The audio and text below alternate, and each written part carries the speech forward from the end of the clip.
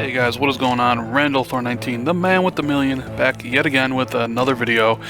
Thanks for stopping by the channel, checking out the content. I really appreciate it. I hope everybody had a great weekend.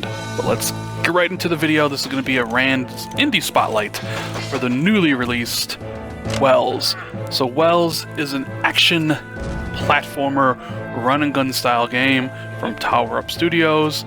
It is set in a steampunk universe, and it currently goes for the low price of $10.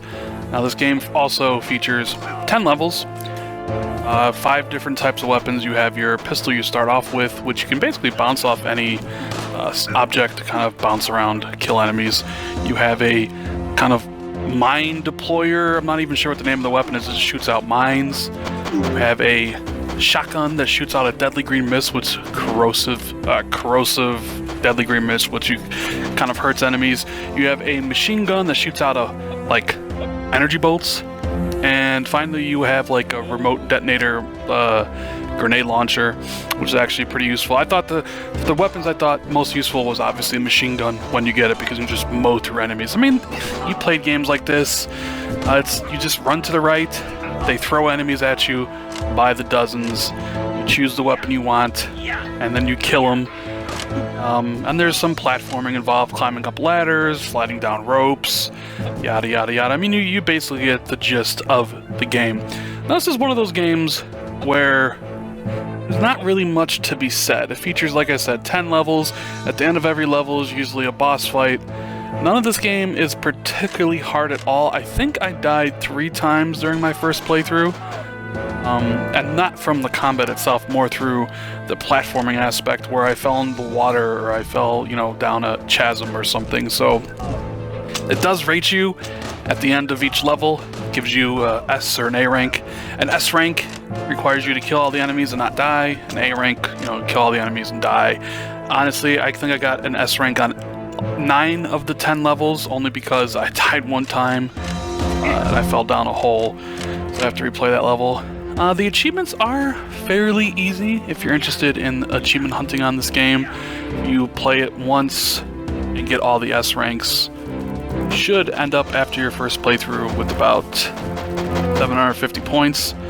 Then can play it in the New Game Plus mode, which I think allows you to carry over your weapons. I'm not sure, I haven't started it yet. And then you need to S rank all those levels, and you'll have the 1,000. So pretty good for the achievements and stuff. Time-wise, one playthrough took me, I would say, roughly about 3 hours. So 2 playthroughs will probably take about 2.5, so 5.5 hours. It's on the short side, as most of these games are. I believe the developers of this game are Brazilian. So there is that. There's not much dialogue in the game. There's barely any story in the game either. So it's they show like a vignette or like a little comic in the beginning, and then in the middle, and at the end. So I mean, it's about as basic of a game as you can get. And I've played games like this before. So the thing is, it doesn't do anything wrong per se. It's just a very basic game, and it doesn't really do anything right. It's one of those games that just kind of is. Like, I didn't hate it when I was playing it, like some games, like some bad games you would play, you just would hate, but I didn't really like it, if you know what I'm saying. It just kind of is one of those games that exists.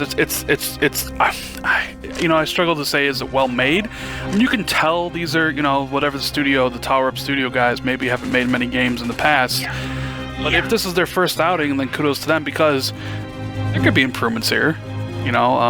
Like I said, it's not bad, it's not good, it kind of exists in the middle of like mediocrity.